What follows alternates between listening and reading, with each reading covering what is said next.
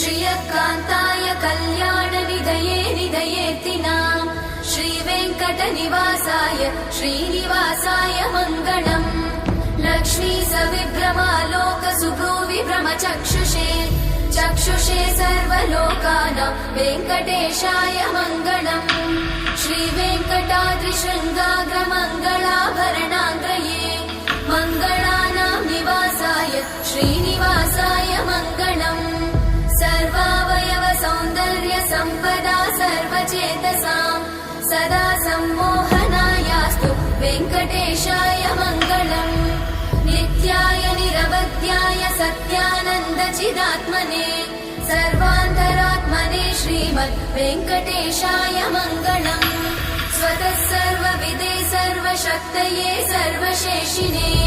सुलभाय सुशीलाय वेङ्कटेशाय मङ्गलम्।